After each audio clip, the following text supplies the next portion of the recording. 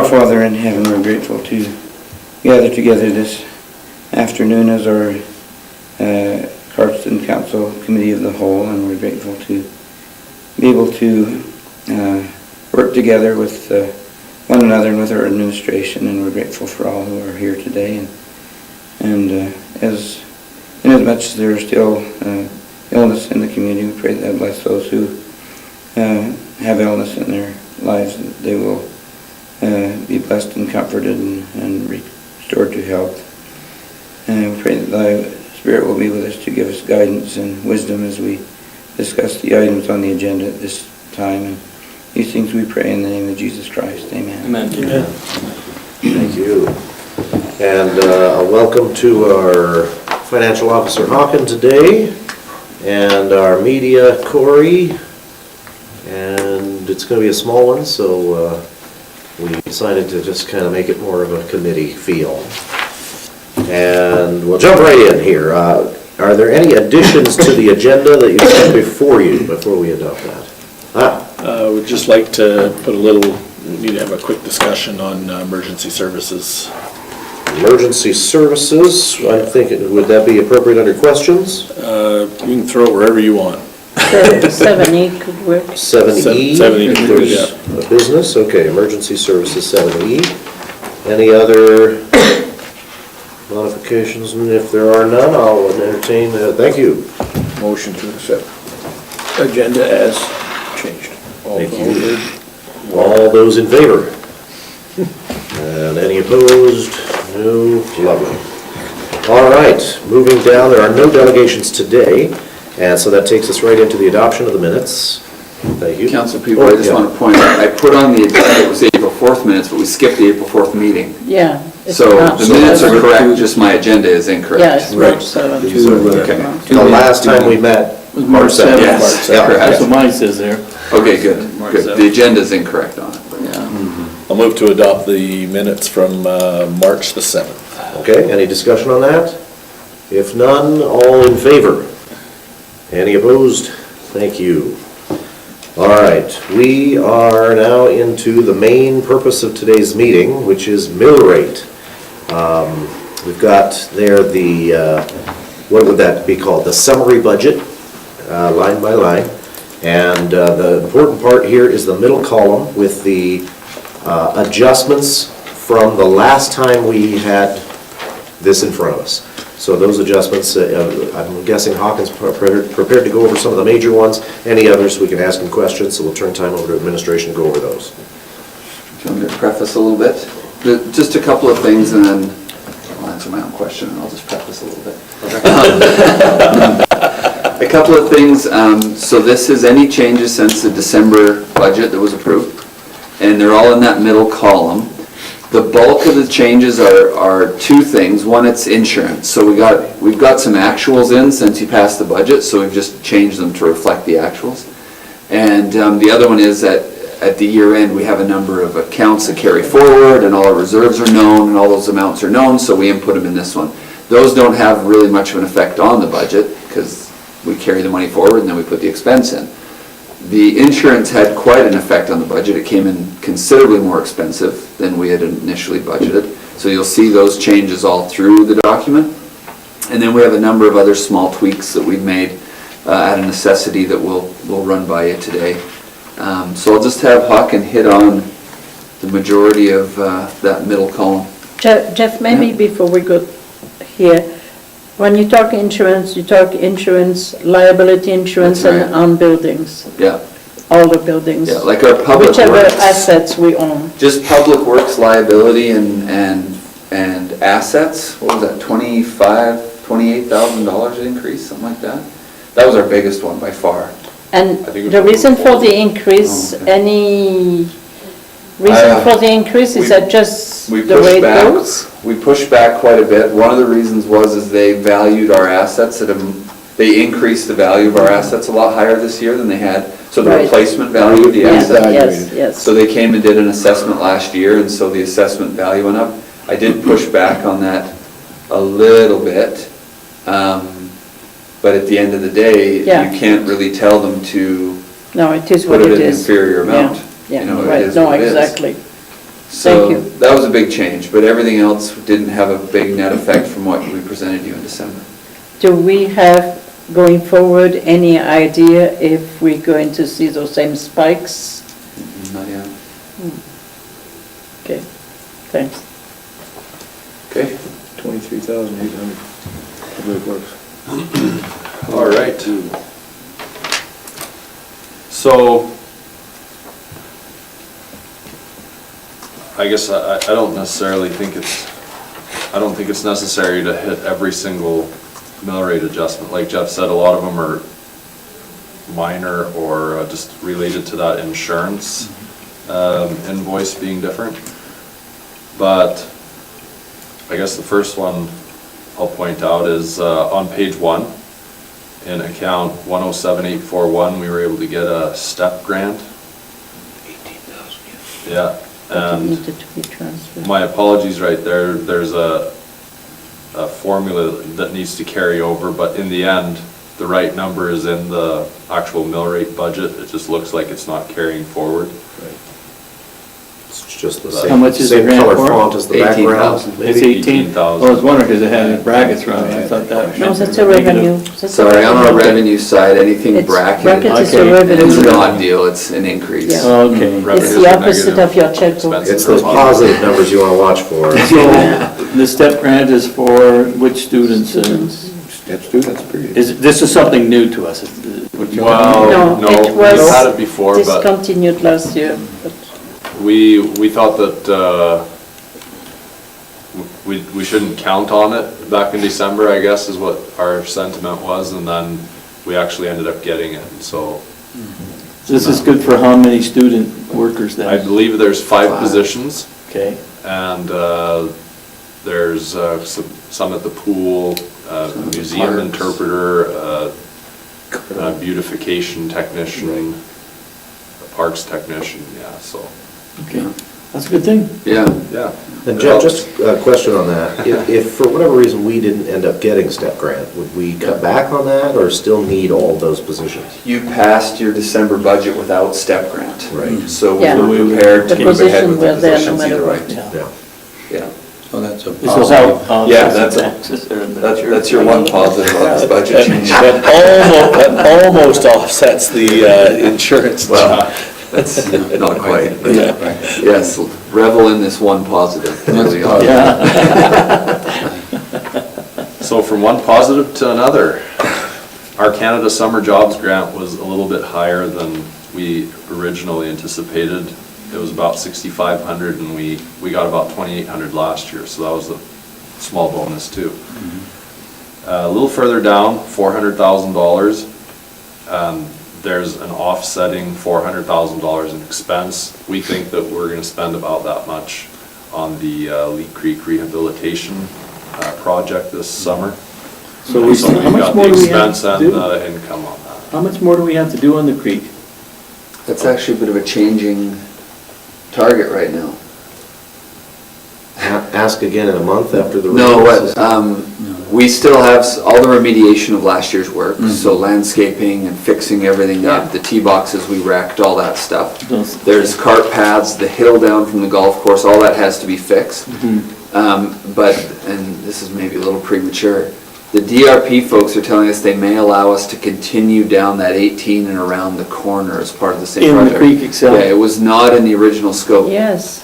But because we came in under budget enough, they're considering it right now. So no, it's not a done deal. Done deal, yeah. But as of last Thursday or Friday, they said they would come down and consider, because what we had is we had a big chunk right at 18, well, all around that big corner, and then nothing, and then a Nothing chunk at the after. tee box, and then nothing, and another chunk. And so we asked if we could just close it all in. And otherwise, we're just going to be susceptible in those soft spots, right? Right.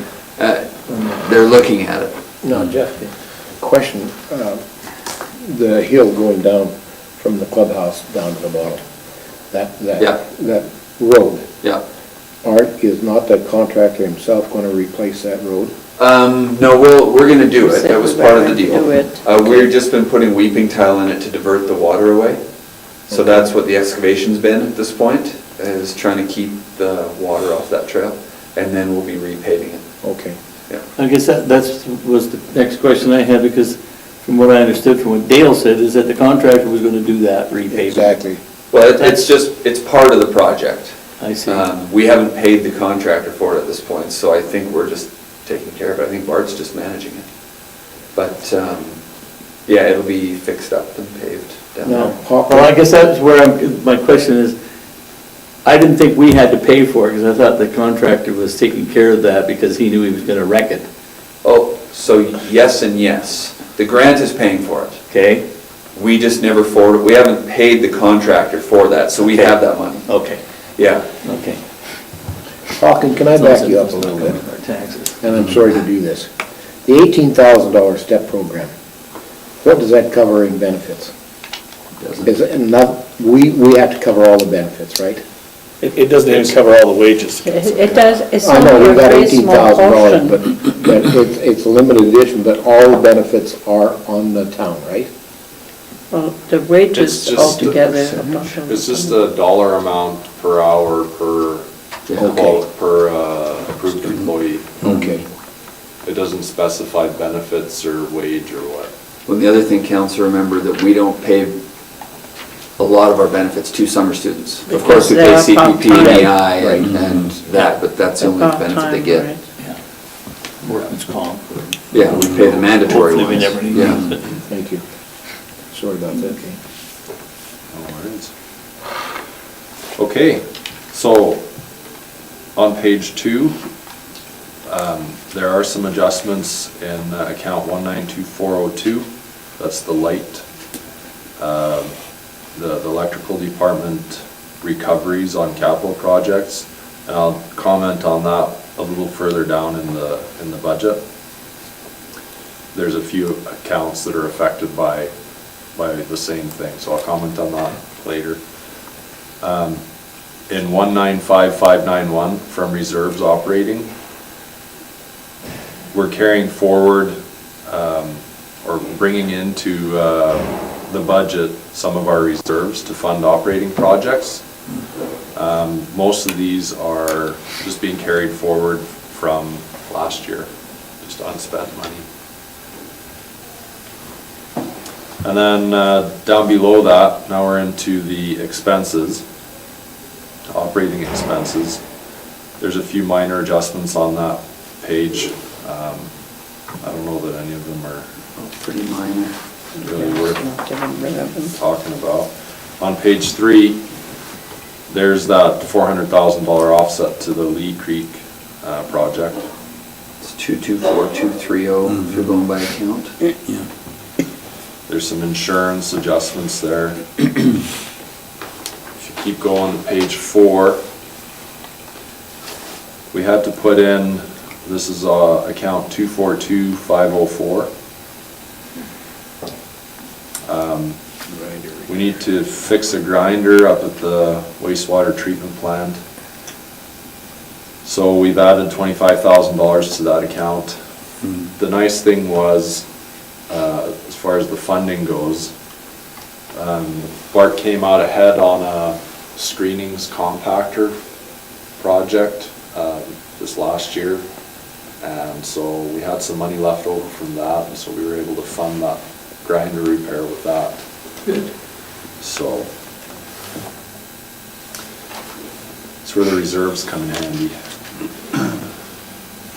There's not much for a couple of pages now. Page 5, there's really not much. Page 6. There's really not much. A few insurance adjustments and minor things. Page 7, there's $139,000 added to the. But the account number, are you looking Oh, at? sorry, 292,500 on page 7.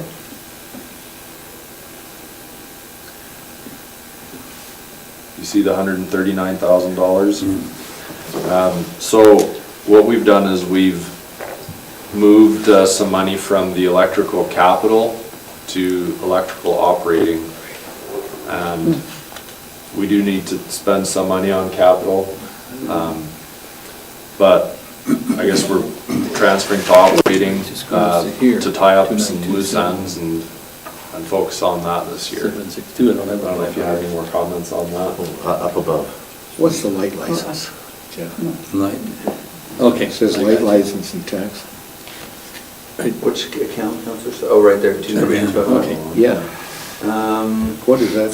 I would have to go look. It's an annual license for being a distributor. Oh, is that what it is? Is our distribution license? Yeah. Okay, it's not for our street lighting? No, that's separate. So based on that 139, council will remember at our special meeting, we discussed that we were going to reduce out of capital to make up for the loss, the balancing pool, and then we were going to focus on the operational until we had all this stuff sorted out. So that's reflecting that motion. Now, out of that 139, I suspect we're going to see things like, we got to buy a truck of poles. So they will probably be used for capital down the road, but we have to get some new poles this year. And so it just makes sense to buy it by the truck, or you pay a tremendous amount in freight. That wasn't me beeping there, sorry. So what we've done on the capital side, we had in budget to purchase a wire trailer and a remote control for the digger truck.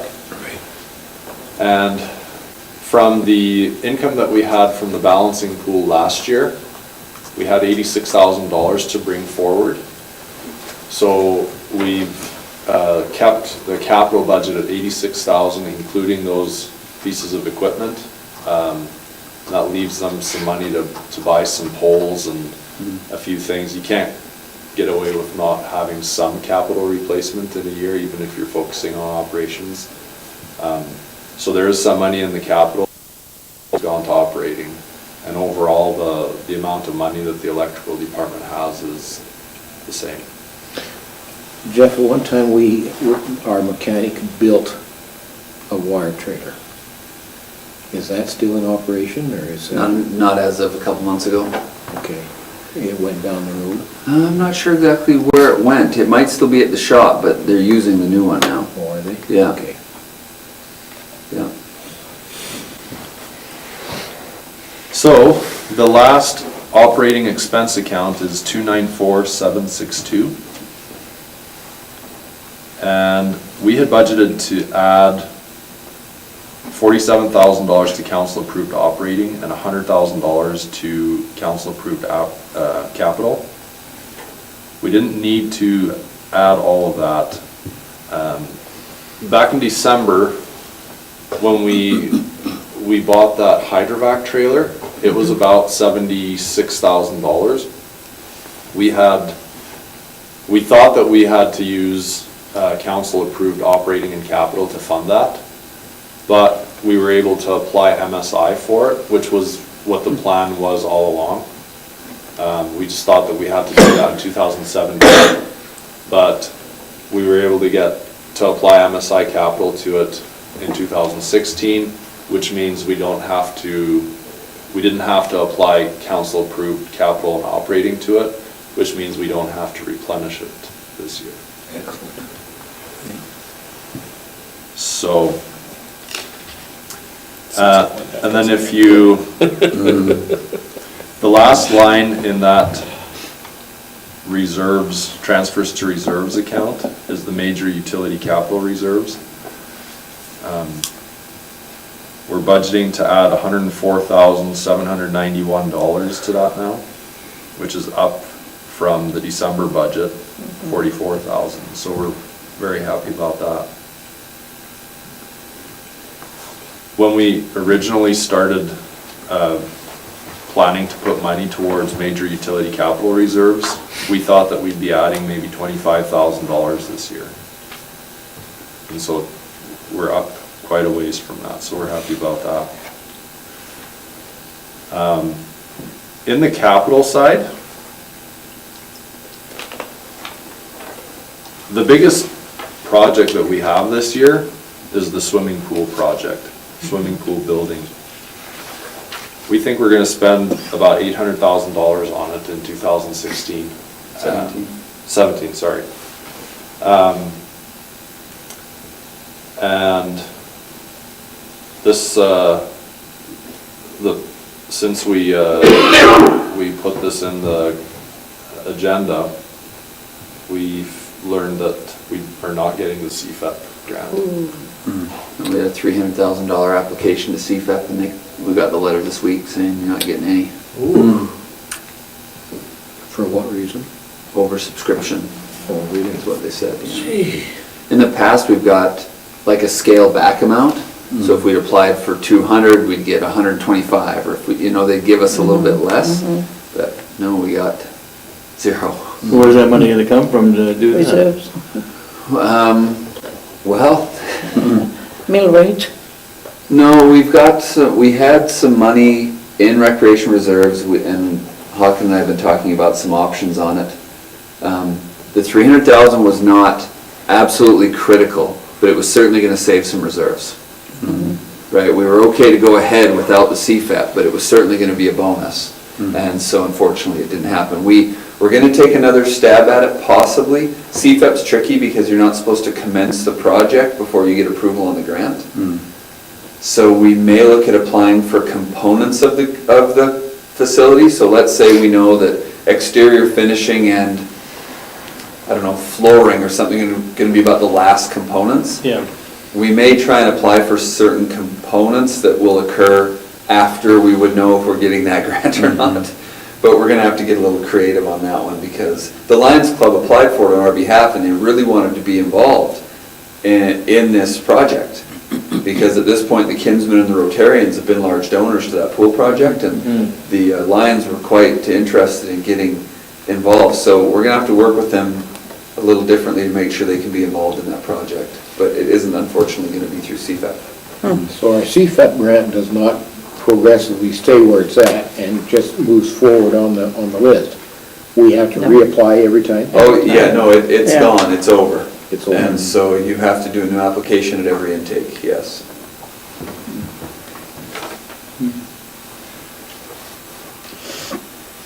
Well, at least there's some money somewhere. Actually, Hawken and I talked about this last week, and we'll probably meet next week and really solidify what that looks like, the financing plan to finish that project.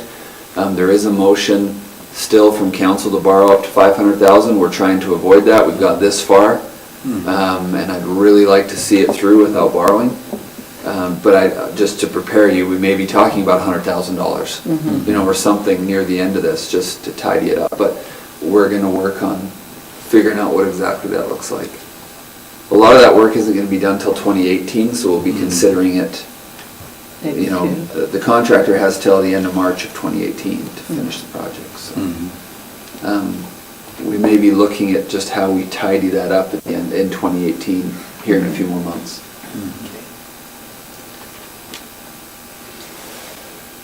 Okay. So after that, 195592 is the same thing as the operating one. They're transfers from reserves to fund our changes in capital asset projects. Just a quick question on the progress of the solar panels, what's that? Yeah, installation got delayed for some reason. They've done their assessment, they've been on site, they've worked out the logistics, but I don't know exactly what the story is there. I thought when I went on vacation, I was gonna come back to solar panels all over the roof, but Yeah, well, I Yeah. thought they were gonna be done by now too, so that's why I got. Jill, you and I had some discussion. And I didn't get a chance to ask Alex. Oh, about it. okay. I don't have any worries about it happening, there was obviously something came up, I don't know what that was. Okay, so the last section there, starts on page 8, is the uses of capital funds. We've added a couple of security systems to the budget. One is gonna be at the playground, and the other one, we haven't determined the location yet. Well, the playground was already previously planned too, right? That was, Yeah, but it wasn't in the budget. oh, We always knew that we were gonna do that, but it wasn't Okay. in the budget. We're also gonna spend about $30,000 at the intake, and That's to, we gotta put in the fence there still, and it's gonna cost about $25,000 to replace some valves that are, I think Bart said they were 93 years old.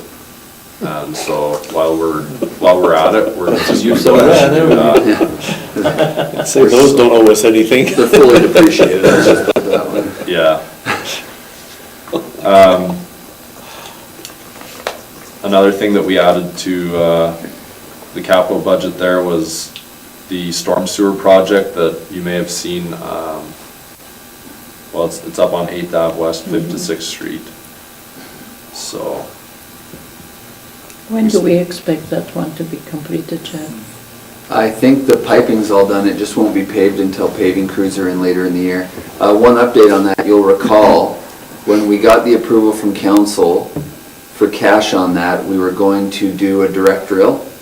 Yes. And when they got in there, the company said it was gonna be better for us just to open it up and open cut it. So it ended up coming in a lot cheaper. But there was some logistical problems, they weren't comfortable with the direct drill. So we ended up, our guys just did it, and it'll come in a lot under of what we had that motion for earlier. Other than the paving will. Yeah, I mean, we have a mess there now for a while, which is what we were trying to avoid, but it is what it is, it's what we had to do. But even with the paving, it'll still. With the paving, we'll still be under. Yeah. By how much? I don't recall, Councillor, it wasn't a tremendous amount, but we were still able to cover everything, and I want to say $8,000 or $10,000 under.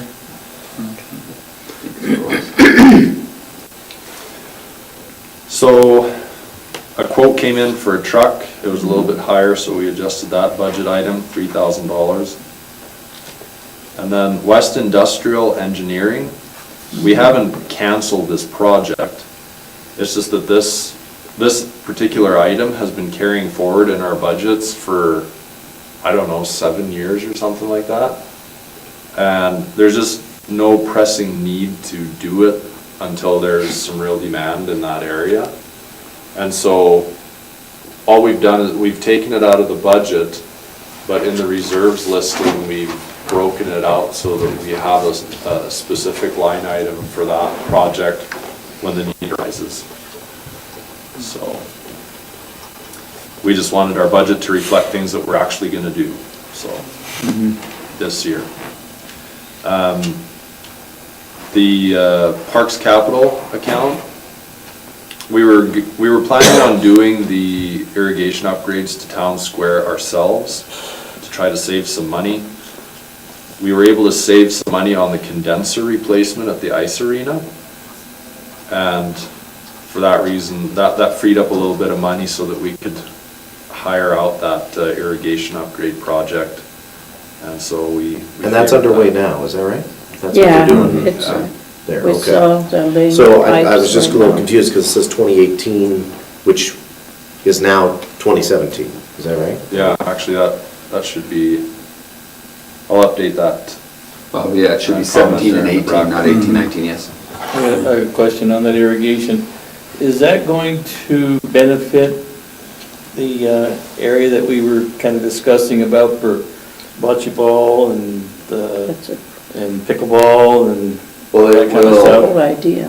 the reason it didn't go forward is because we didn't want to trench through it all when they did the irrigation. So Right. yes, it will locate the irrigation so that we can proceed with some Then we work can there. proceed Yeah, afterwards, okay. yeah. So there's a I- benefit there for that. And just to be clear, I made that call, I recognize that's a pretty large amount to change accounts without coming to council on it. We were able to come in quite under on the condenser, Bosscapes is ready to come down right now, so there was no net effect on the overall budget, so I made that call without bringing it to council.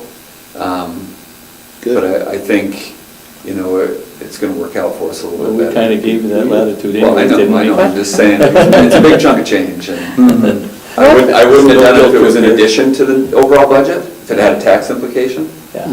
Jeff, But- did they give us a little bit of a time frame for that overhaul of that irrigation system Oh, I on would Town imagine Square? they've done it in a few days. Because Yeah. I saw them quite busy with the pipes. They haven't had great weather the last No. They were week and a playing half. ball on last night, so they really ahead. Yeah, I bet they're done in a couple of days. Yeah. That will be They're wonderful. pretty soon. So does it mean that we will proceed afterwards when the weather is a little bit better with the upgrade of that town square for the bocce ball and all that stuff? That, Yeah. remember Yeah. keep on asking us, Yeah. are they going to have that bocce ball ready for the season? Well, or we've not? met with them. We've been a and year or they've- two now. They've got their spot for the year, but yes, we can start getting that facility ready once this is Awesome. done. We just didn't want to do it early. Right. No, I totally Yeah. understand, Yeah. but, okay, That's good. thanks. Also on that, it looks like the tennis court Yeah. upgrades bumped into next year. Yes and no. This is the same story. I was a little concerned.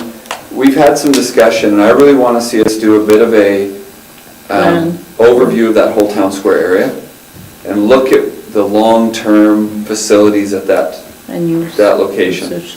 And I was a little hesitant to run in and just resurface the tennis court as it sits right now, before we consider pickleball, floor hockey, basketball, and look and see if maybe that facility should be a little bit different. So what we've done here is the same as the engineering. We put it in reserves, and when we're ready to pull the trigger, we'll simply come get a motion of council to pull it out of reserves. Yeah, okay. Another quick question. Are you still considering the seniors' exercise equipment that we have been talking about? Well, we're gonna have, I think that's part of this whole, if we're gonna look at town square collectively, That'll that be needs part to of be that. part of that project, but Yeah. I don't have any idea what that's gonna look like yet. Okay. So we were concerned about budgeting for it with the intent to spend it this year. It very well may spend this year, but we are just putting it in reserve, and then we'll come to council for a motion to pull it out of the reserve when the time comes. One last question on the irrigation. Are we partnering with the temple on that project? Are they tapping into that line at all? That's a potable water irrigation, that isn't raw. Oh, all right. No, that's potable water So that's- irrigation. Okay.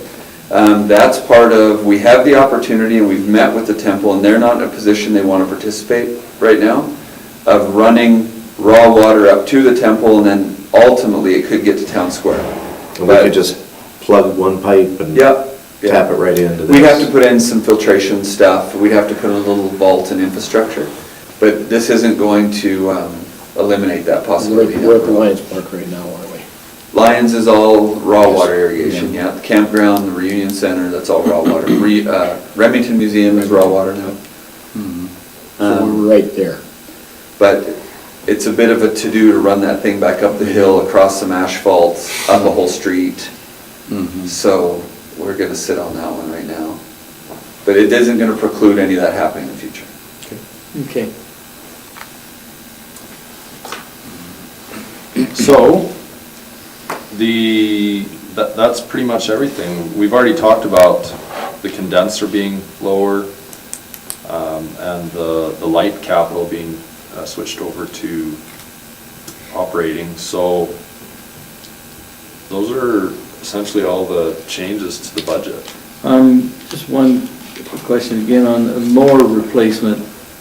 Now, is that I don't see a figure there, but I thought we had did a major mower replacement a year and a half Years ago. back. Yeah, that line's left over from there. It's just a, Yeah. okay. Yeah. We replaced one last year, and we'll replace another one next year.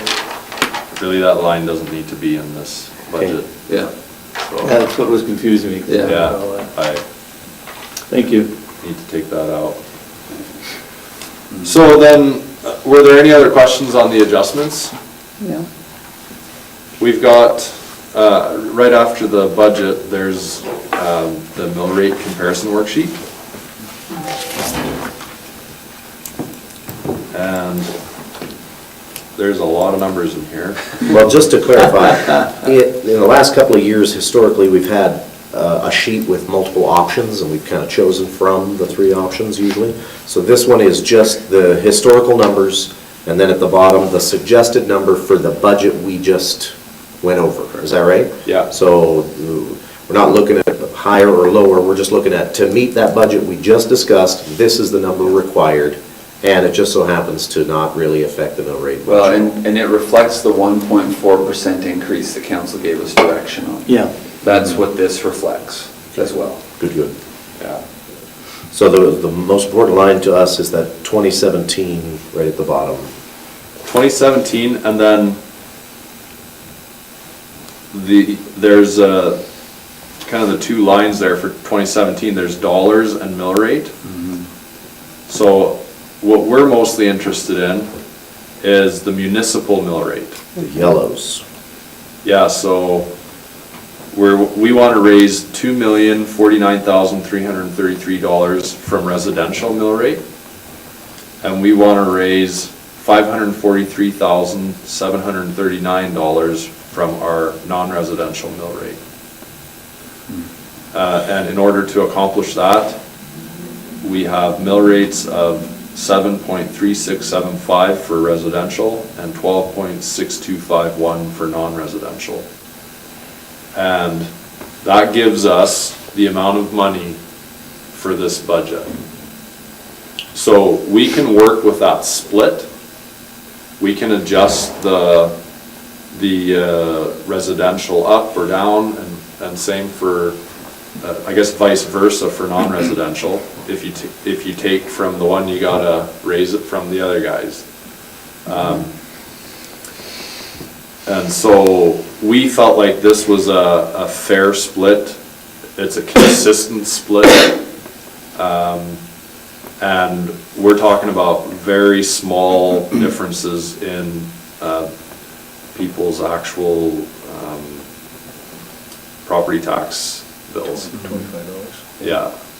So really, in the end, you got to kind of look at the combined mill rate in the end. So if you look at, for example, if you look at 2013, 5 years ago, versus 2017, in 2013, the total mill rate for residential was 10.4282, and it's now 10.06, slightly lower than 5 years ago. Same thing for non-residential, it's just slightly lower, but really in the end, it's essentially the same, and essentially the same dollar amounts over the last 5 years. We're talking everybody's within like $20 over the last 5 years. On the average. On the average, yeah, absolutely. On the Yeah, average. Yeah. I was looking at an upscale home in town, this would be about $100 difference over last year. It would be magnified a little bit, and A little bit, it's not really some might tons have of money. different than average change in assessment, so. Yeah. Yeah, but. But when we spoke to the assessor, he didn't see any category of home really with a big jump up or down in town, which tells us that it's not going to be too different from last year. Well, average assessment is only up 1,300 and change on average home. You know, it's 180,000 from 178.6. Yeah, so So that's what I mean, it's it's really, very really low. minor. What Very about low. total assessment, like as far as new assessments? Where are we at? So you're looking at 100, no, it's not even 100,000. The total would be from 3.5 million, and it was 3.47, so $42,000.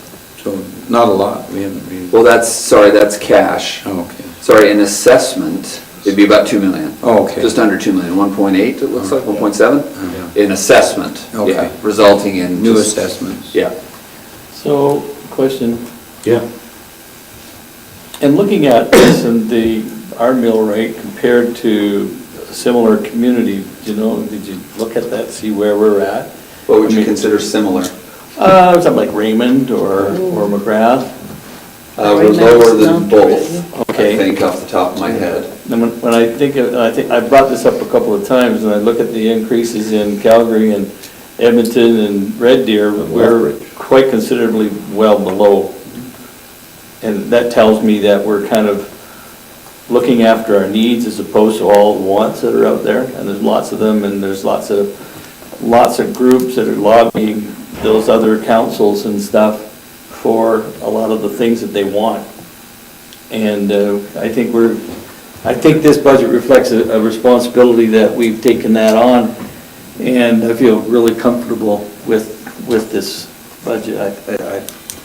I'm very comfortable with that and appreciate the work that you guys have done to direct us and help us to be responsible, and I think that our ratepayers are going to be happy. You're not going to have them all happy, but generally I think they'll be happy when we look at compared to others, we're doing well. It's about 6 years now that we have towed the line, almost 7 Yeah. years. And, I mean, you can tow the line for that long and Yeah. But our utilities it needs to have start increased. to, but we also have changed the model, Mhm. the way we do business. Yeah. In other words, we are trying to have less and less dependency on the tax dollar to cover Right. utilities. And it's more transparent and more responsible in that way. Yeah. One works like a business and the other one raises money for the need of operation and capital needs of the town. So, in that sense, it's good. Yeah, I mean, it's what was our goal, that was what Right. our I intention. mean, it'll take another while before we can say that the tax are not subsidizing Yeah. the utility.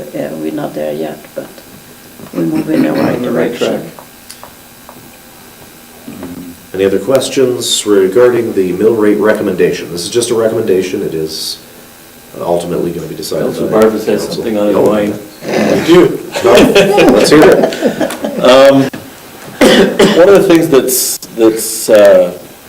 kind of bothered me in the background of my mind for a number of years when we're setting mill rates is what the philosophical justification is for a mill rate on non-residential being almost twice what the residential mill rate is. Well, When we're trying to locally be encouraging especially our downtown businesses to improve the way things look, and they do that, and they get slapped in the face with a higher assessment now, and then on the mill rate, they end up paying a significantly. okay, well, but Councillor, here is one for you. If you look at the change in the municipal portion, the average over 5 years, the change for the residential has been plus $2 over the 5 years. I done the math. And if you do the math for the non-residential, it's minus $20. Yeah, I'm not. So you could say that the changes in dollar per average property assessment for the non-residential is 10 times less than what it is for the residential. In that sense, we could say we done well, and we have protected them, and in fact, it just means that the residential taxes are taking care of them not so bad. I don't disagree with those numbers, but at the end of the day, if I spend $1,000 improving my house, or I spend $1,000 improving my business location, I'm gonna pay a lot more in taxes doing it on my business location than I will on my house. Yes, And we have a downtown core that is in terrible shape. And one of the reasons why nobody spends any money improving things down there is because it's not going to directly, for most of those businesses, increase their business revenue. So there's not a business case to be done for it. And it dramatically increases their taxes. I'm just saying philosophically, if that's what one of our concerns, then maybe we need to be looking at that. I don't disagree with what you're saying, but I'm also need to remind myself that when we offer the initiatives to help them improve the looks of things, they all say, no, thank you. Because the help doesn't offset, the costs of doing it Yeah, are so high. Give them $25,000 to tear a building down and rebuild it, and it costs them $400,000 to replace the building. The $25,000 is no incentive. all right, so what would you propose then? I'm not sure that I have a number of a proposal, but I think it might, given that you could drop the mill rate on the non-residential and not have a significant increase on the residential, I think maybe that's one of the things that we should look at. I don't know what those numbers would look at. or look like. But So you would say increase the residential mill rate of changes. Would that be enough of an incentive for a merchant downtown to do anything about this In the facade? initial stages, no, it wouldn't. Right, exactly my It's point. gonna take time to get to a point where it has any kind of an incentive and a bearing on that.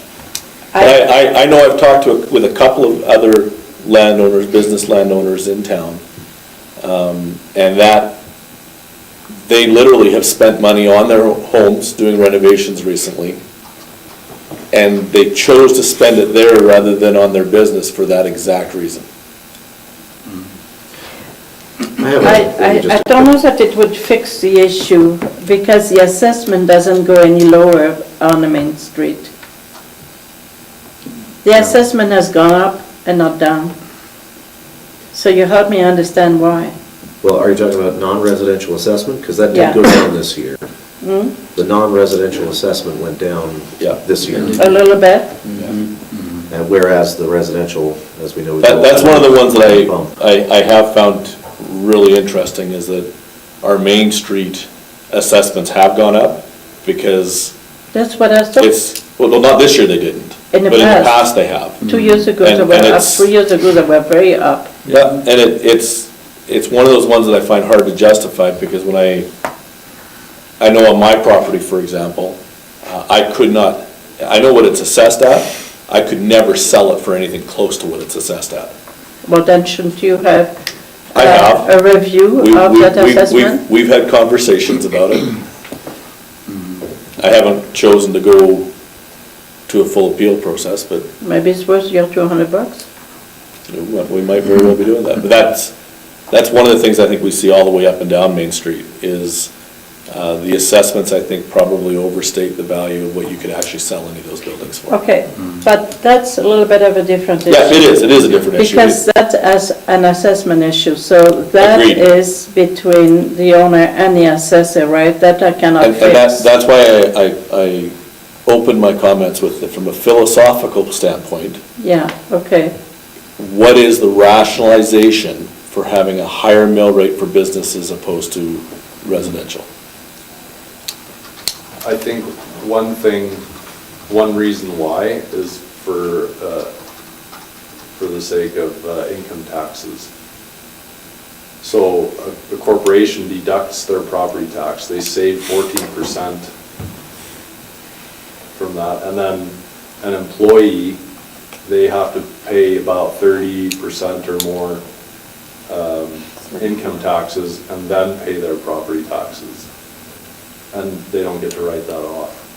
And so when you adjust for income taxes, they are more even than what they look, but probably still a little bit favoring the residential. So. So that's an interesting point. Thanks for clarifying that for us. Well, and this is my question maybe to Jeff, if you know, is there a policy that a town or a municipality can have that influences the assessment of, taking into account maybe just external beautification of a building? We can't have a policy that says we'll freeze assessments if it's just external beautification. Can't do it. You are by rule not allowed to influence assessment. Right.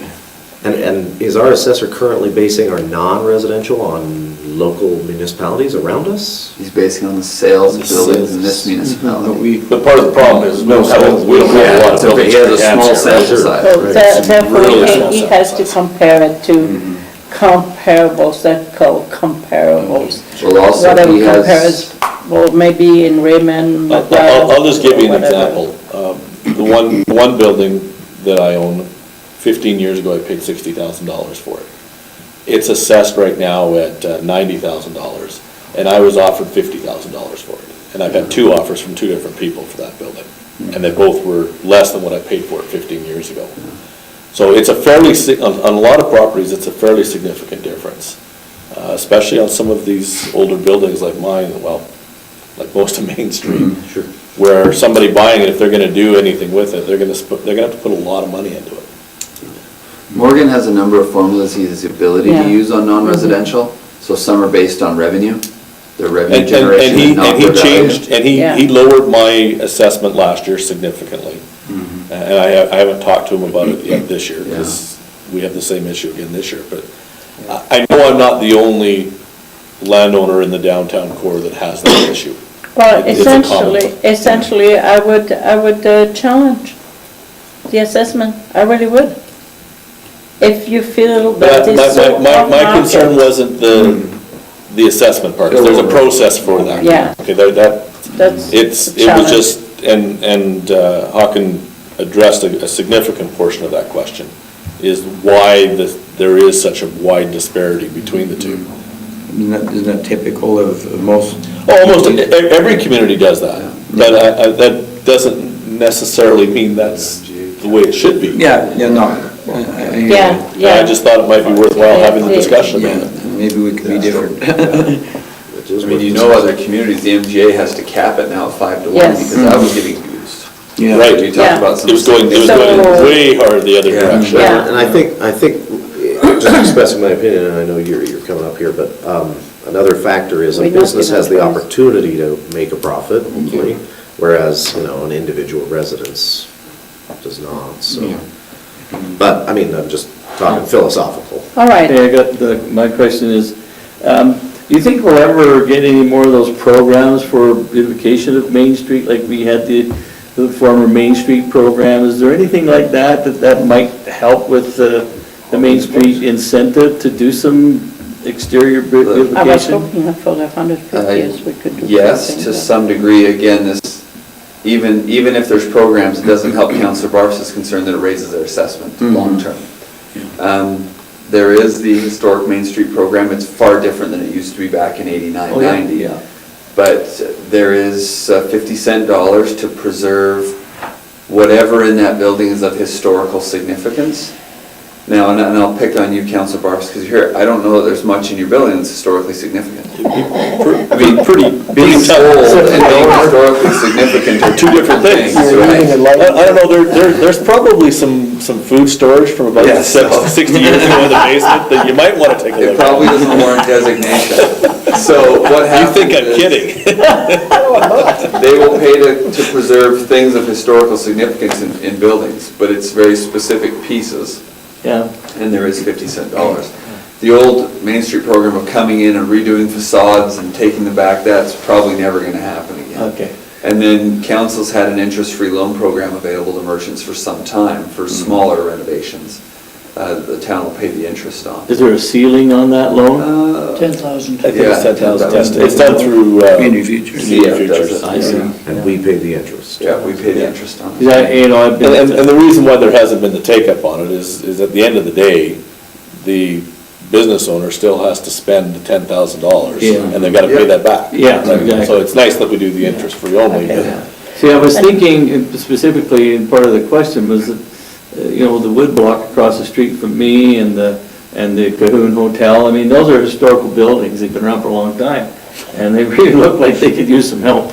I have walked through the Cahoon with Alberta Historic Resources. Uh-huh. We've walked through the whole place, and there are aspects of it that they would contribute, but you do not have an owner of the building that wants to put any money into it. Yeah, at this. and it would be a significant amount of money. It's a significant amount of money. Yeah.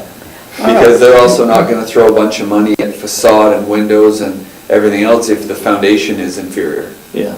right? That They're is the case. Yeah, it's a tricky thing. Mayor? Well, I'm prepared to put a recommendation to council to approve the municipal portion of residential at 7.3675 and the municipal portion of non-residential at 12.6251 for the 2017 budget. So that is a proposed motion or recommendation to council to use the mill rates as suggested here. The municipal portion. Just so all of council's aware of the process, next meeting, depending on how the conversation ends today, we'll bring the mill rate bylaw to council. And then you would debate that bylaw.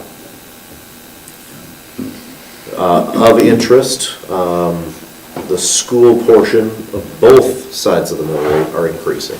Yeah, unfortunately, but so what that- can we do? That's nothing we can do about that, that's brought down to us from the province. Is there any other discussion then on that recommendation? What's happening with our reserves? But the reserve have not, Maintain our mill rate. that's, We've got, what did you say, 104,000 in major utility capital? And any We other still have reserves money. that were required will still happen. We didn't eliminate any. Councillor Bengry, just now when you said to maintain the mill rate, did you mean on last year's numbers? Yes. we still have the reserve, Councillor. Okay. We still have a good chunk of reserve. Any other questions? Seeing none, we'll go ahead and vote on the recommendation. All those in favor? Any opposed? It carried, so we'll be bringing that to council next week, is it? Yeah. Next We'll week. prepare the mill And rate the bylaw. deadline to do it is by when? We are going to ninth. ask that you do it next week. So that's the deadline? Yeah, so if you're going to have any questions If you've next got week- issues, please bring them Yeah, up tonight. now is, now is your opportunity. We're going This to be is asking for 3 readings next week. Okay, Yeah. all right. So that's, It's due by the 9th of May, isn't it? First council meeting and. Yeah, that's right. That's our So, policy. okay. all right, which is coming up. So again, commendable work for administration. Yeah, thank you very much. And all the departments that put in work to make this happen. It was fantastic. Yeah, we're good. I had a couple of just crazy questions, but I'll save them for next year. No, I'm just You want to make dramatic changes to the budget right now, or what? Thanks, Hawken. That's fine. There you go. Thank you. Thank you very much. All right, fantastic discussion. Moving now to item 6B on our agenda, which is the Axia, excuse me. it's a Which is the, heritage. yeah, the heritage tree Designation. designation policy. This one was put into our agenda as worded by our diligent Councillor Creed. Administration believes that if we request that they bring this to council next week, they'll make just a couple of modifications to the way the policy works, wording, et cetera. But let's turn time over to Councillor Creed to talk to us about, just the general idea here, and then we can bring up any questions. Okay, yeah, so I drafted that up and it comes back basically the way I wrote it, so if there are any How you wrote it.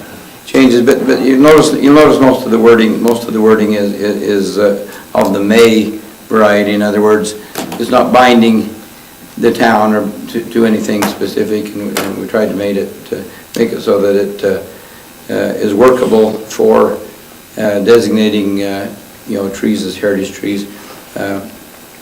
It kind of came about with a recommendation from Communities in Bloom to designate the elm trees around the courthouses as heritage trees, and Diane Barnes actually just sent me a newspaper clipping which makes it even more probably pertinent for this year being their 150, because some of the reasons was actually to honor some of the founders of Confederation in the planting of those trees as well. So but basically, in principle, if you have read the policy, like I say, it's not binding the council to anything particularly.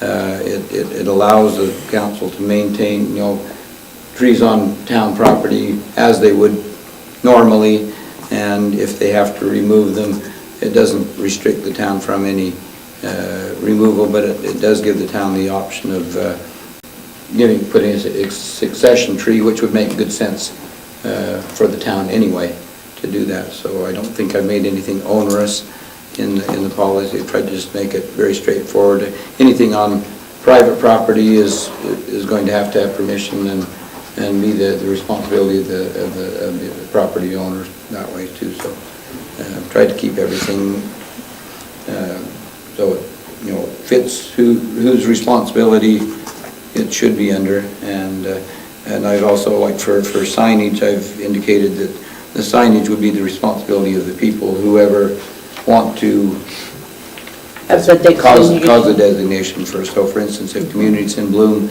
want to put a plaque designating these, That will probably come out of the Communities in Bloom budget to, to provide a plaque giving the information. So I guess, having said that, I will make a motion that we recommend to council to adopt the heritage tree designation policy. Keeping in mind that the administration will doctor it a little. And that's before we fine. see it. Yeah, I'm there's a I'm few fine if they things want that to needs tweak to it. be fixed. I was a little But concerned thank you on so some much, of it, whether Councillor. we make it plural or singular, and I kind of got mixed up in there. No worries, no, it But looks good. If they want to tweak the wording slightly, I've got no problem. But in principle, I move that we recommend to council the adoption of that policy. Excellent. So there are some questions maybe regarding this, one from administration about private property. Yeah, we were Yeah. talking about this administratively and just wanted some direction from council. If there is a tree that's currently on private property, and say that homeowner wants to designate it, or maybe the council, there's a, I can't think of one off the top of my head, but maybe there's a need that the community collectively wants to designate it. If that homeowner wants to Take it out. remove or heavily prune or do something with the tree, would it be the intent that a motion of council would be required? Or is there any interest in having it that robust as far as what the process would be? Because I can see some residents who may have trees of historic significance shying away from coming forward with that for fear that now there's a bunch of red tape around what they can do in their backyard. So I just want a little feedback on the feel of council. on that. Ultimately, are we trying to protect them? Yeah. In a special Or just way, recognize. especially when they're on private Just property? recognize them. I've tried to word that myself so that we're not restricting private landowners from the care of their trees any more than we want to restrict the town, with the trees, exactly.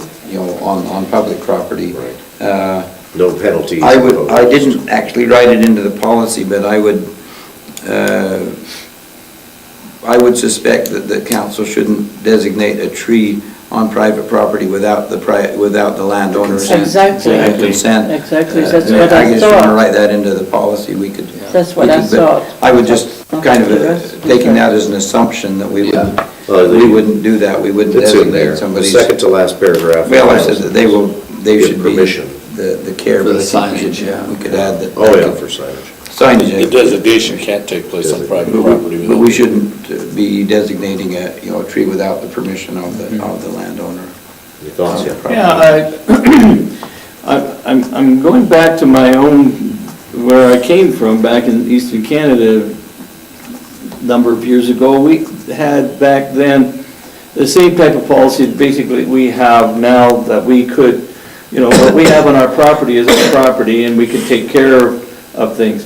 But they got into the legislative mode.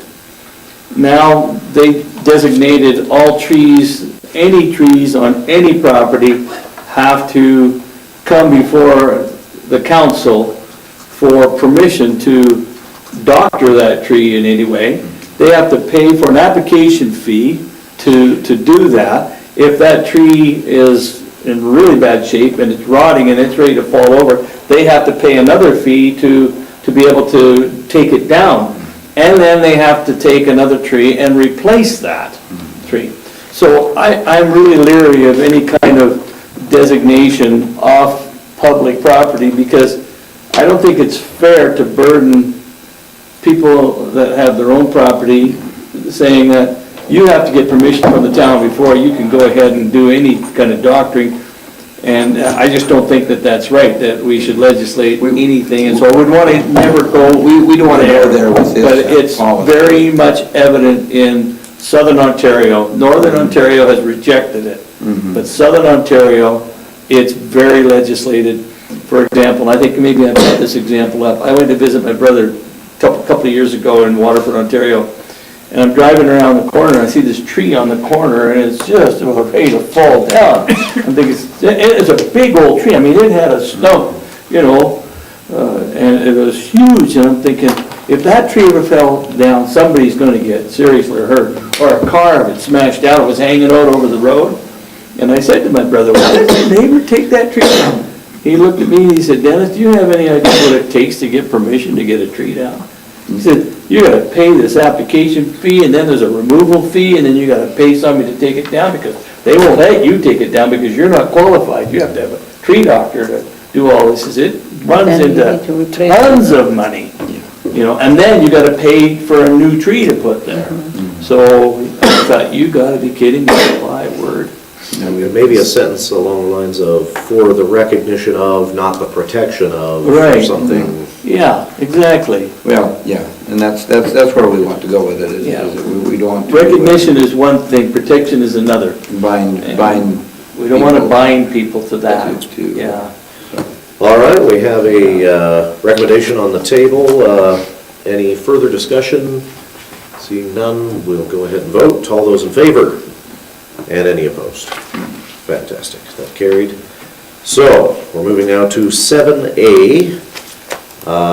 We have just a quick question here about council orientation packages. As we move into this being an election year, new council members will be joining the council and getting their orientation packet, and those who remain will get an updated version. So the question is, what would you have liked on your first day as a councillor? What do you wish was in there? And the administration's just looking for those kinds of, but Jeff, why don't you clarify there? If I could, the binder you got when you were all elected was very thorough. Yeah. And you can see how many sections it had. I mean, it was bursting at the seams. And in some ways, maybe a little too thorough. There's a few pieces in there I don't think, in my opinion, were incredibly important for a brand-new councillor, like, you know, guide to water and wastewater, Yeah. for example. You know, it was a thick document, it was a lot of reading. I'd wager that most of you around the table didn't read the whole thing, and that's okay.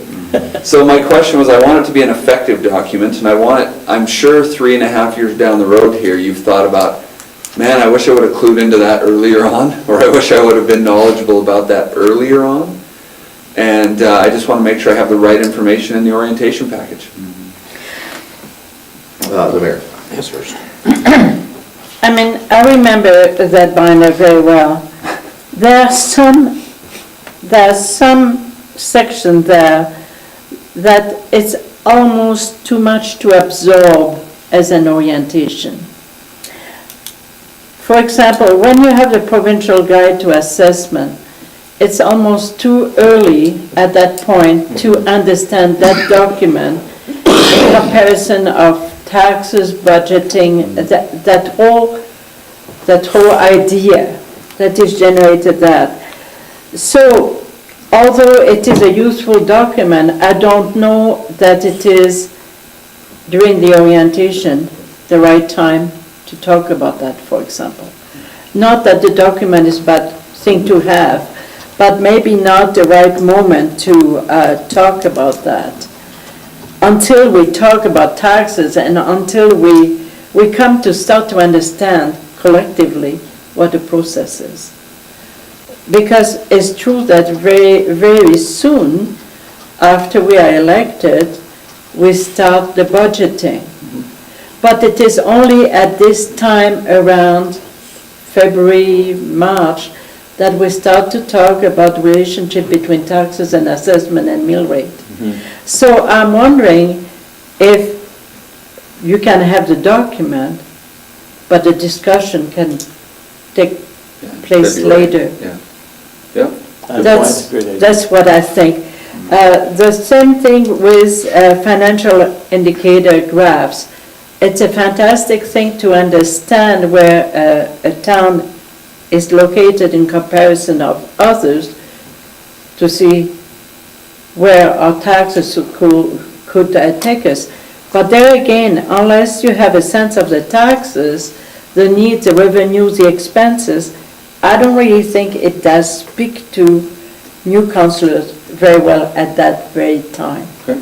I think what we need to look at is what becomes relevant to a councillor to do his job, and how much can he absorb, or he or she can absorb, in that orientation in order to be efficient.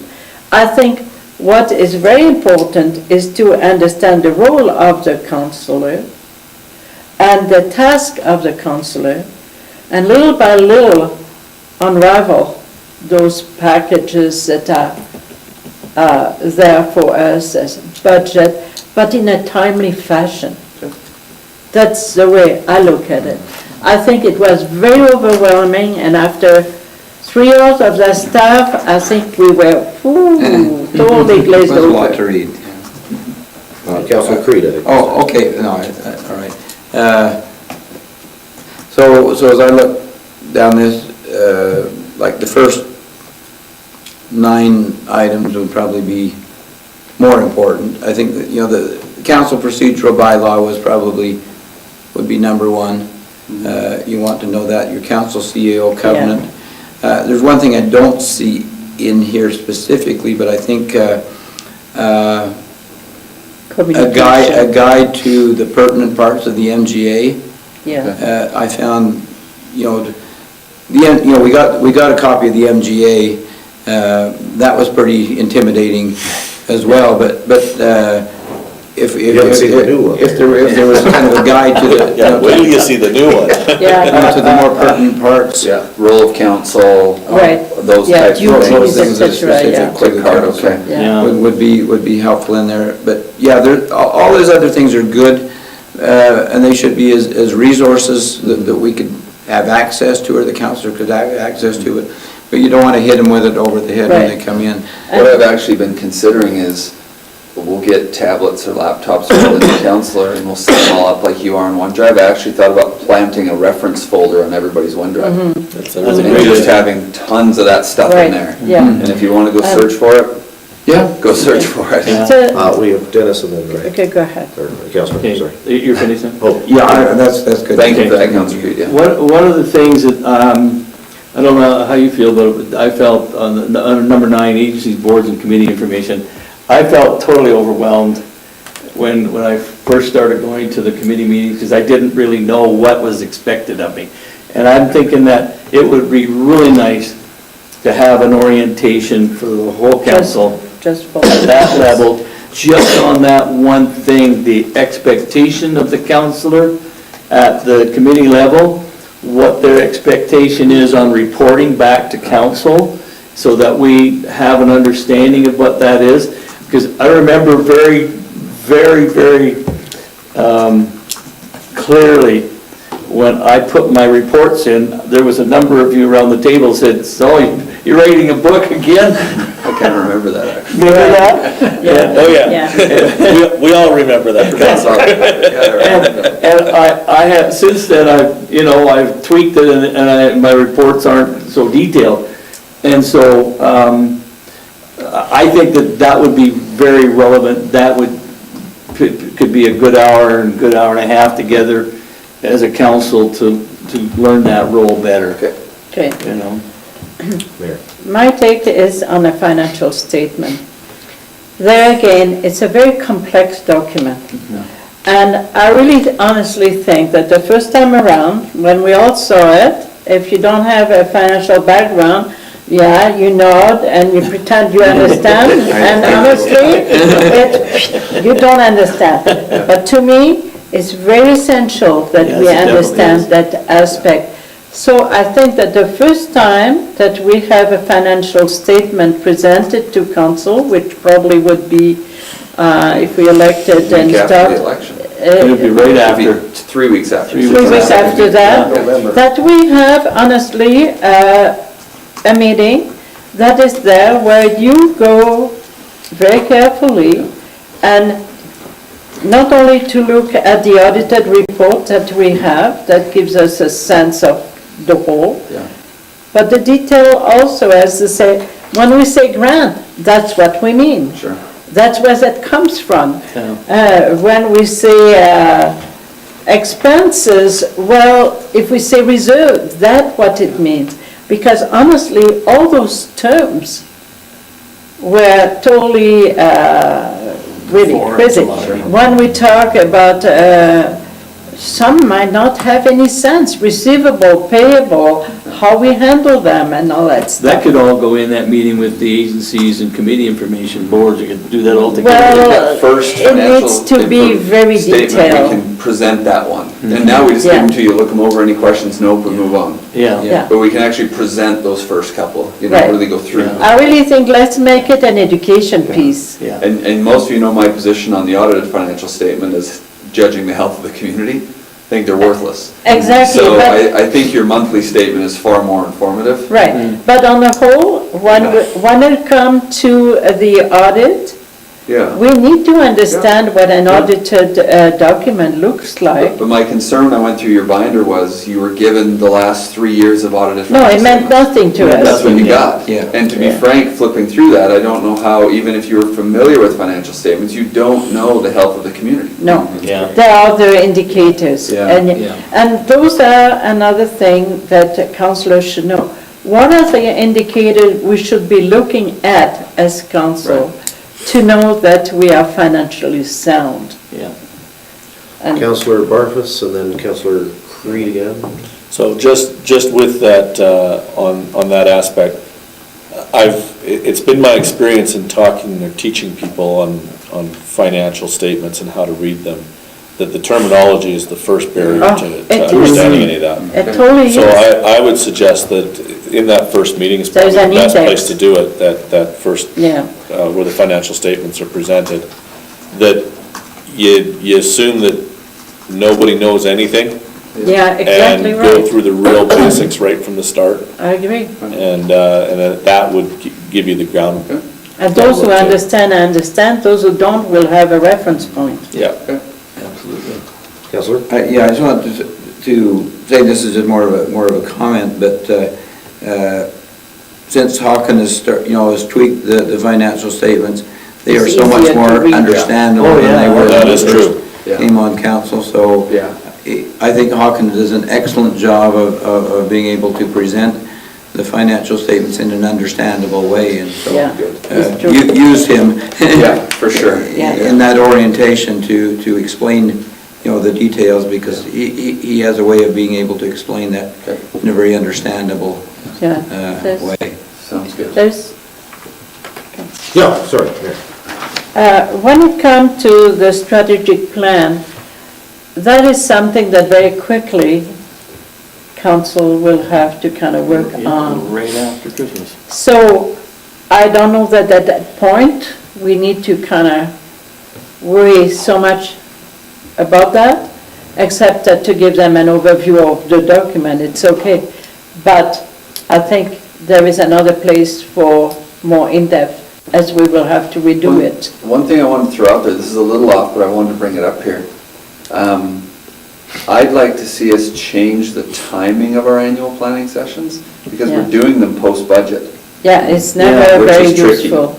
And actually, right now, although, and again, there may be one of you or 5 of you around this table in the fall, I have no idea, but right now, I have our hotel at AUMA booked the day before, and I have a conference room booked. Oh, nice. And I was thinking about, if it worked for the schedule of the newly elected council, of all going up the day early and kind of reviewing, here was the previous strategic plan, what parts of those do you want to carry forward and finish, and then what do you want to add? That's a great Kind of have idea. that planning session when we're all, like, the Leisure Main is the hotel we're at this year, and they have a small conference room, and I've just got that tentatively booked for now, thinking that may be a better time to have this. And interestingly enough, I've always had kind of a, let's call it a principled argument with having these meetings off-site, Yeah. because you're holding a council meeting, but your public can't get there. The new SBA, they are amending to allow for a planning session where minutes don't have to be kept, and you can have it in camera as a strategic planning session once a year. Yeah. So they're going to allow for some more flexibility for councils there, which is a good thing. Mayor, go ahead. As a follow-up then, if that's what we're going to do, I would then suggest that maybe from administration, there would be a little bit of guidance towards the new council as to have a little bit of guidelines to a strategic plan Okay. session as to what could be thought Because ahead somebody of who hasn't time. been through a strategic planning session before, it's gonna be really foreign to them. Right, this is why I'm saying, if we had some guideline. And year one's always a little bit interesting, right? it's- Because, Yeah, you know, year two, I'm not, You don't know what you don't know at that point. well, and I Yeah. don't know at all where the new council, the personalities around the table, what expectations are, what their agendas are. I just don't know. And so things like, I'm struggling with bringing in a facilitator, for example. Right, There's I a understand part that. of me that just wants to close the door and say, what are you hearing? And what's your priorities? right, exactly. And I'm just not sure if that's worth $5,000 to bring in a facilitator. Yeah. You know, I struggle with some of that stuff, but what we may find, and as we go forward, is, okay, we got some big plans, we're gonna need to bring in somebody to Right. put that together. But I'm just thinking for this initial one, we're really just gonna hold up for the day. More kind of a brainstorm session. Yeah, it's just, Well, what did you that's- hear? That's what it is, that's why I say, Yeah. if there is guideline, a little bit of preparation on our side, from what we heard on the Campaign. campaign trails, that'll be already a good point. And then there is a personal wishes of that councillor as to what they would like to see changed. I would think that, Jeff, you could monitor that meeting. Well, that would be my will. plan right now, is Yeah, that he will. we'll just have, you know, I was having an interesting discussion with Moderator, I Scott. should say. From Raymond, and I said, do you bring in a facilitator? And he says, you know, for my one meeting a year when we do this, because they always do the day before AUMA. Yes, they do. He says, we intentionally don't. And I said, well, who do you bring? He says, nobody. He says, it just seems to change the dynamic when you've got these third parties in the room.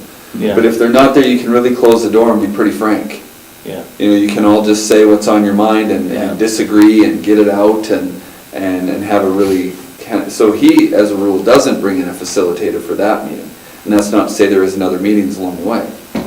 But anyway, I have a room booked right now for the day before UMA. Yeah, And okay, we'll sounds see good. how that goes. Now, Jeff, that meeting, is that before the, Richard and I have taken the day before and taken those It classes? would be the same day. It'd be that same day as those Yeah, classes? That's the trade-off. But Yeah, that'll no problem. that'll be the year where you have to kind of, Yeah. Yeah, we need to look at that agenda and see if we want to move it or, Right. you know, we'd have to look at it. Right. I think the other problem with having a in facilitator, general, they tend to lead you in certain directions. and governance. And so, Yeah. like some of the things we had on our strategic plan, I don't think were actually our ideas. They were things they thought, oh, maybe it'd be a good idea if we did this. Makes for We good would picture. spend a lot of money for something we already know. Yeah, okay. Councillor Bengry. Councillor Barnes hit I on have not something said that really hit home. This council orientation package is great, but there has to be something to do before you become a councillor. And Councillor Barnes and I have talked about this lots of times. This is not a look-at-me job. People don't understand how much time is involved. And I think that there should be some kind of an orientation meeting or something we can hold before election day and say, hey. There is. We've done that in the We, past. and We've I done plan that to do it every year. again. Last Good. time, Marion, it was the first time, I Twice we think, went there. she No, did Marion. a couple of sessions for anyone interested in Yeah, running. and I was there. It was We've done it before twice. nomination I wasn't day, there quite a bit once. before. Yeah, Yeah. and that's so important because Yeah. people don't realize how much time is involved in being a counselor. And then when you start hitting up, like Councillor Barnes said, all your committee meetings and your reports that have to go in afterwards, your follow-up and everything like that, you know, it is not a look-at-me job. This is, and it's not a paid job with Now you're benefits. making per hour. And I've had lots don't of wanna people do come that. into these meetings and say, well, what do I get paid an hour? And what do I get for holidays? And you heard that expression before, Yeah. you know, and it is not that. And I think that the people need to know what it is to be a counselor. It is truly, in small municipalities for sure, a volunteer job with an Absolutely. honorarium attached to it. Yeah. Absolutely. You cannot call it a salary because it would turn people sick if they knew They call what it per a hour. fuel reimbursement. It's an honorarium, Well, And that's what it is. And you do it because there is no There's no way a town of our Love our size community. could afford to pay councillor You're giving a service. what to is the happening in community. other towns. It's impossible. Councillor Barfuss I and Councillor Bengry. I think with that, the problem with that is even somebody who is pretty informed about what the time commitments are, they're gonna not be close. Yeah. When I came in, I thought I had a pretty good understanding. It was prep time. It's the other time that you're not actually in meetings that's the really big time consumer. And I don't know how you ever get that across in a meeting prior to somebody experiencing it to really understand what that means. Well, one of the ways is you guys are all at that meeting, right? Like, the purpose of the meeting is they're having one-on-ones with Councillor Barnes, and hey, Yeah. what committees are you on? What kind of time's that taking? Mhm. Now, that's how I see that meeting going, is have your council there. Yeah. I think one of the things that happens with that is there's a tendency on our part in To talking to other people underestimate. to underestimate it because we don't want to scare them away. It's tough enough to get people to step I think up. we have to. But like Jeff has said, people who have come to me and said, well, what's it like on council, what's your commitment and all that kind of stuff, and what do you get paid? And then they're flabbergasted, what? That's it? You know, because they're looking at all these other larger councils that are, it's almost like a full-time job, and they're It's a thinking, different story. yeah, exactly. And there's no way on earth that we could, This- we could afford to have that kind of remuneration for council. The It's a skill service. It's That's all there is it's to it. exactly what it is. Consider it a service and be happy to serve your community and do the best for the community. Yeah. And that's your reward. You gotta watch out for having agendas. Councillor Bengry, are you, you're good? No, I'm Councillor good. Edmonds. Well, I talked to quite a few people before the election, and when they found out how much, like this is on my second term, when I told them how much time I had to spend reading documents, some 25 to 30 pages in some terminology more. that I didn't really understand, but then had to come to the meeting and make a decision on whether this was good or not. And two of them said, I'm not good at reading, and they didn't run. Yeah, So, That's a good point, councillor. yeah. yeah. That's a very good point. You're right. I never thought of it in that light, but you're right. You have to be a reader. When you get a 100-page document and you look at it, then all of a sudden you're saying, do I really wanna read that, or am I just gonna wait till council? You know? Or do I call Jeff and say, do I really need to know this? Yeah, but, you know, the fact is that information is there for us, and we need to at least peruse through it and get some of the points so that we know. But you, like you said, Council, there are people that don't like to read very much, and they're gonna find that this service that we give is a lot of reading. All right, we have a little more time for this item. We'll come to Councillor Bengry in just a moment, yeah. One thing that I think is so important nowadays is if you look at the councils that are in trouble, these councillors, these people have come on council with their own agendas, and they have not realized what council protocol is. And I think that is so important to drive home that first council meeting, that we have one employee, he sits right there, and the direction, we don't go out and give our town employees direction. We just don't get involved in that. That's his role. And that is so important, and that's why these other councils are in trouble. And I mean, they're in serious trouble. There's some big stuff going on out there. So, thank you, Councillor. My thoughts on the question here of what to put in a council orientation package. Personally, I would hate to see the loss of any of the information. That being said, I don't want it in print form in my binder, right? So I wouldn't mind showing up, having a cute little 1-inch and a USB. Yeah, sure. And then I can go home and load all those, and that's my council folder, and hopefully nicely separated into mini folders already. And then in my printed document, this is just my kind of what I'd love, is a very good summary of all relevant pieces. So that I read about it and I say, I want to know more about that, but then I go to the digital to get the data. But I want the summary to clarify why that's relevant, because if I just have those files, I don't know which one I need to open why and when. The paper will dictate what I want to open, and then the file will be the data. I personally would have loved, and I know this is big, I don't even know if it exists for our community, but a summary of every bylaw currently in effect. Just the number, the name, and half a sentence, you know. Actually, we're- This is the dog bylaw, this But is the there is cat an bylaw. index to them. Well, Shem's working on having a web-based searchable database on all that too, so. Right. some of Which would that be may come great. around. So if I had, I mean, just the sheet to say, you know, what is that bylaw? And if I was worried about it, I'd go read it then, because again, I don't want the bylaw. I go digital, click, read it, see if I care, and if I do, then I bring it up to administration. That saves me a lot of headache, that saves me a lot of worry. I can research things on my own. This is just me thinking out loud. Same with budgets, you know, you can have summary budgets, and then you can have actual real budget. The whole line item. Yeah. Yeah, And that's a then, different one. That's what we were talking about. And then one last thing, and this is for a new counselor, right? So I've been on the campaign trail, I think I know what I'm talking about, but I really don't. Then I get elected, now I'm surprised, and then someone asks me a question relevant to the public. So this is an example, how do I bring something to council? Yeah. Counselors need to know that. So we have to be able to communicate to Yeah. the public how to come and approach council and what that process looks like. So if we could be, in that first week or two, really educated about what are the... Communication. Yeah, communicating with the public, what can they do, what can we do for them, that whole public piece, because, I Yeah. mean, not that we have to look smart, but it, you know, it really looks bad when you don't really know how to help them bring something to council, especially right after an election when they're most prone to do that.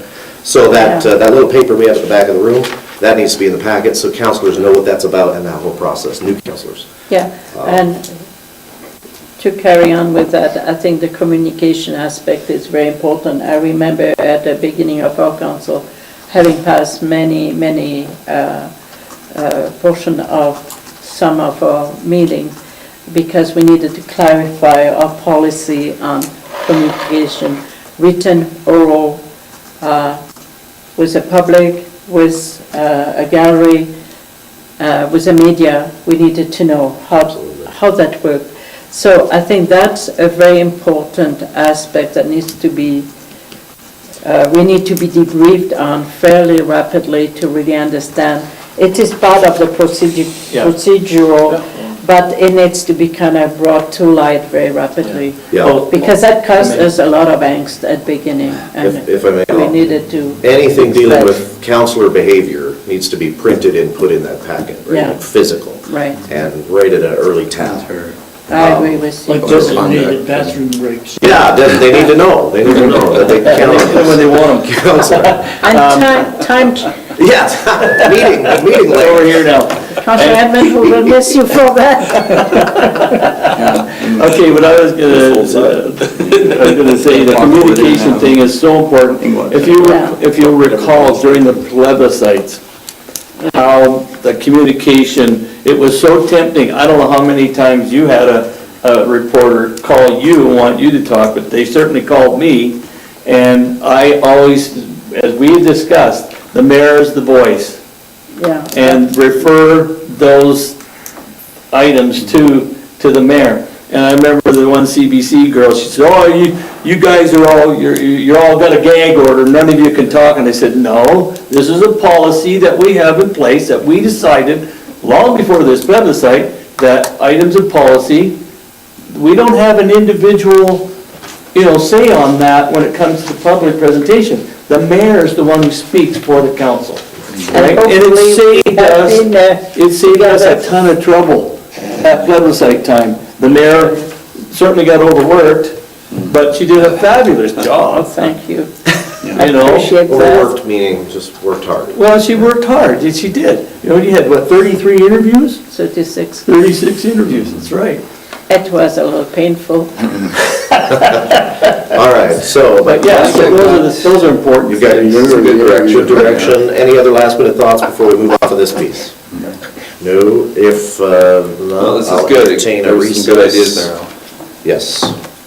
I'll move to recess for 5 minutes. 5 minutes. Councillor Barnes can In favor of recess? Don't blame it on council. Good, any I think opposed? you need That to recess. carries. I don't. We always 5 know. minutes. I just saw you getting uncomfortable over there. I'm trying to help you out. I was afraid that this chair starts.